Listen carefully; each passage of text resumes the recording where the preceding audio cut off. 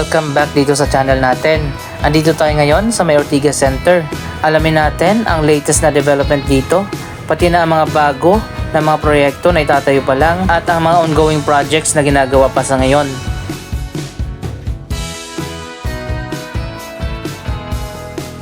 Dito pala tayo dadaan sa Robinson's Galleria na natapos na ang ginawang major na rehabilitation. Ito na yung bagong interior design ng mall.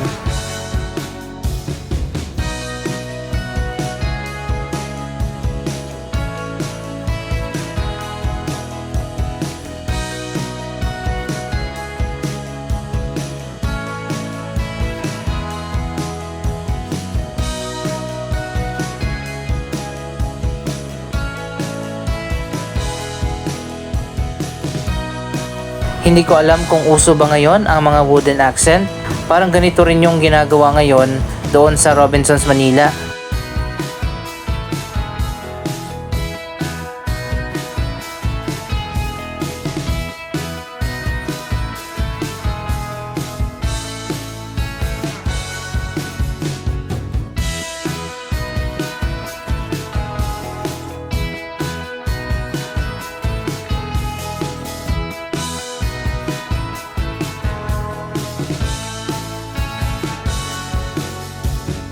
Anyway, andito na tayo sa labas sa may ADB Avenue. Maganda rin itong bagong premium office building ng Philinvest.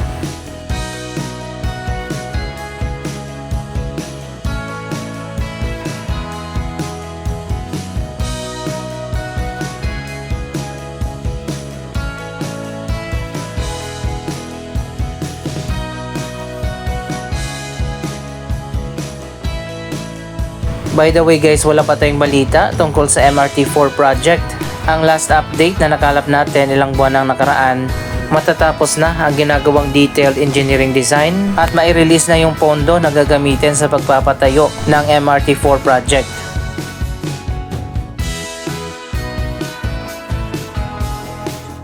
Isa pang project na ginagawa ngayon ang major renovation ng Meralco Theater na nasa likod ng Meralco Headquarters. Ang Meralco Theater ang magiging bagong tahanan ng Itbulaga.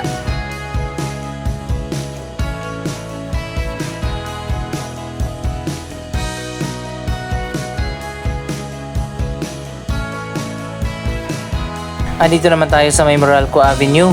Nasa kabila ang Metro Walk Commercial Complex.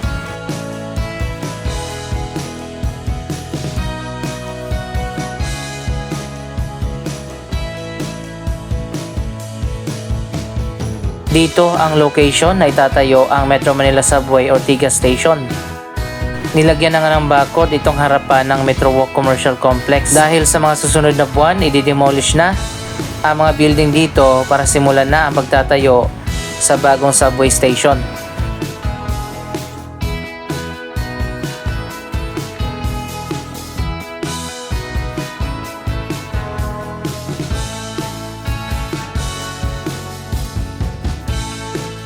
Sarado na ang karamihan sa mga restaurant at mga cafe dito, pero may ilan pa rin naman na bukas pa. Malawak din itong area ng Metro Walk Commercial Complex. Yung likod naman nito ay nakaplano na gawin na bagong Koreatown.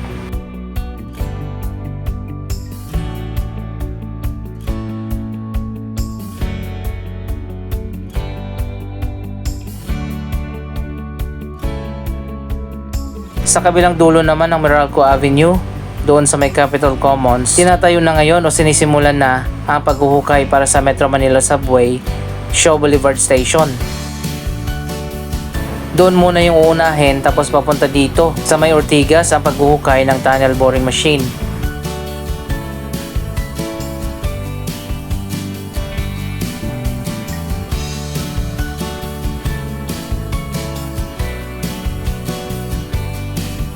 Marami na rin mga bago at modern na glass buildings dito sa Ortigas Center.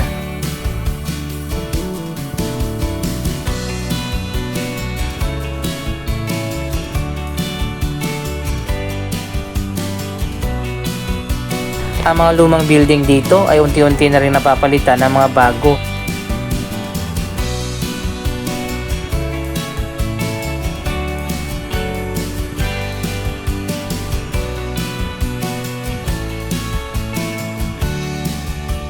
Mga premium office buildings ang tinatayo dito ngayon, pati na mga luxury residential condominium.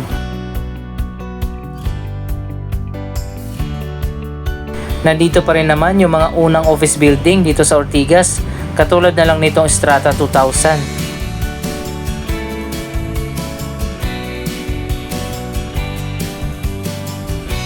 Dito rin pala itinayo ang Jollibee Tower.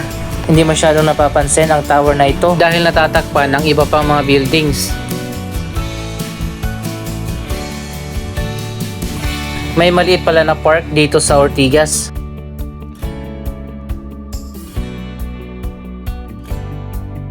Kulang talaga dito sa Ortigas Center ang mga open spaces kagaya ng mga park at gardens.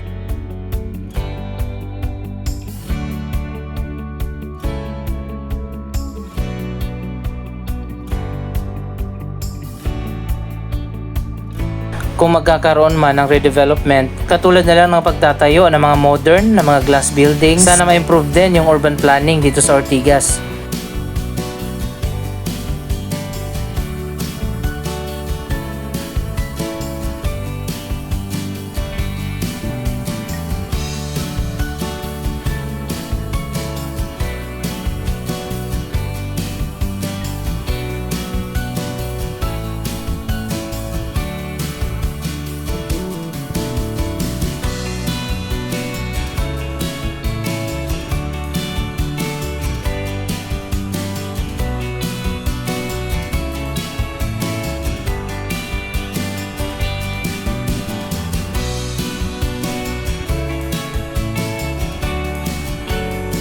Ang pinaka-latest na project na ginagawa dito ang The Galleon, isang residential building at isang office building.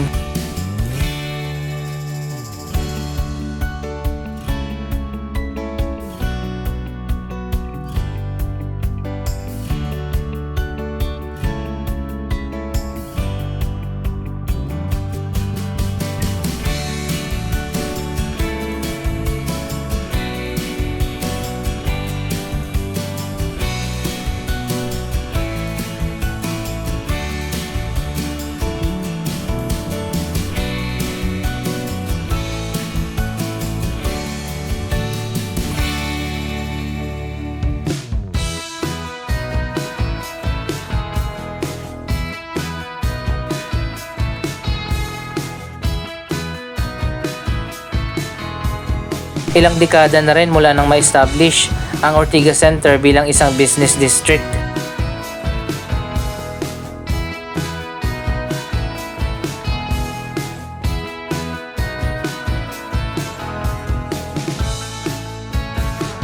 Andito na tayo sa may Podium Development na ngayon ay 100% owned na ng BDO. Dati meron silang kapartner dito ang Keppel Land, pero ibinenta na ang 50% na shares ng Keppel Land sa BDO.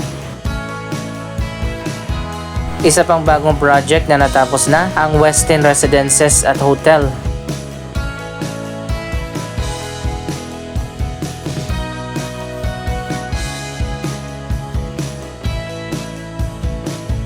Isang napakaganda na development ang Podium. 2 premium office building at isang luxury mall.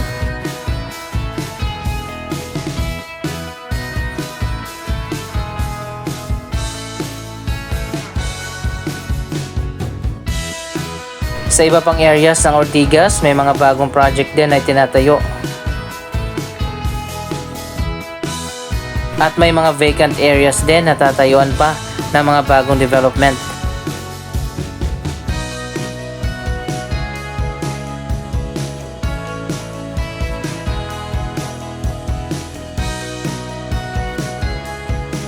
Pwede ba kaya na i-improve ang urban planning ng Ortigas Center at maging katulad sa Bonifacio Global City?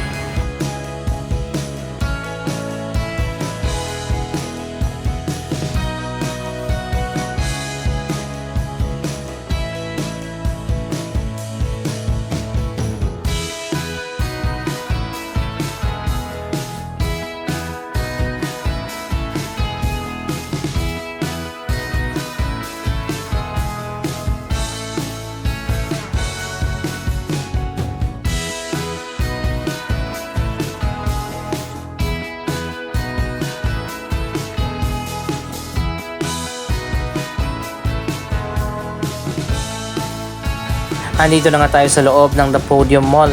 Isa sa may pinakamagandang mall design dito sa ating bansa. Wow, tingnan nyo naman kung ganito lang sana ang design ng lahat ng mga SM malls.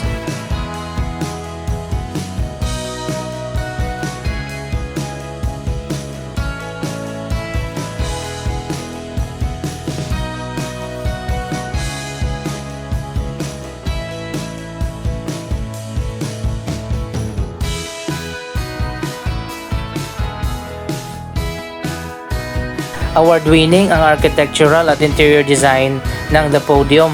Nanalo pa nga ito ng 8 awards. Makikita naman natin sobrang ganda dito.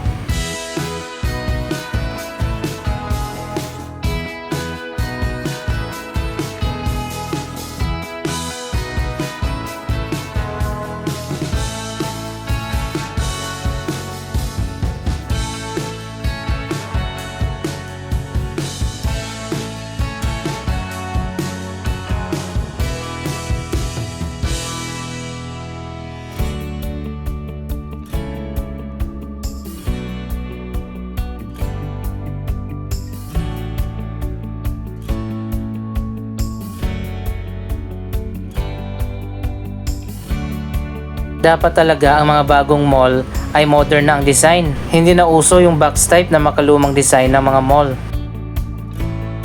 Meron pa ditong parang food alley na napakaganda rin.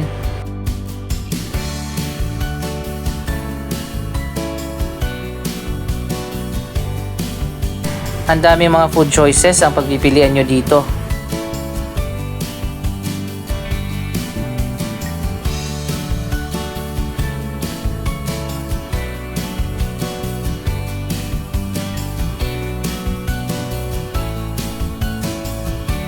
Maganda na yung ambience dito sa loob, maganda pa yung view dyan sa labas.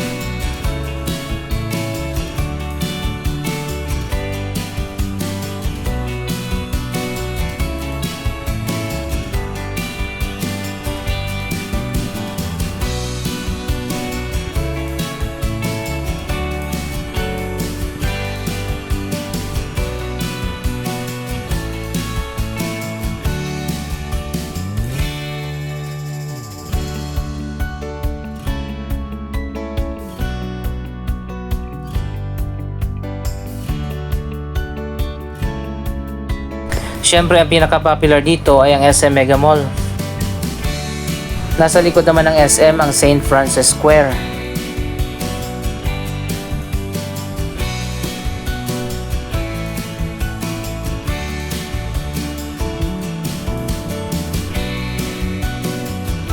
Ganun pa rin hanggang sa ngayon, patuloy pa rin na dinadagsa at pinupuntahan ng mga tao ang SM Mega Mall. Sa lawak kasi ng mall na ito at napakarami mga stores at mga restaurant ang pwede niyong puntahan.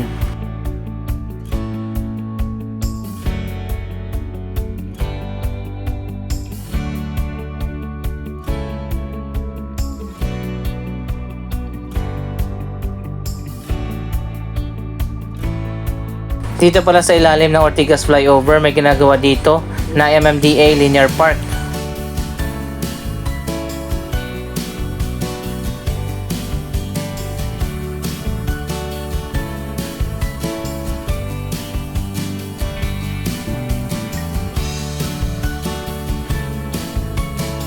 Sana lang mapanatili na maayos at malinis ang park na ito.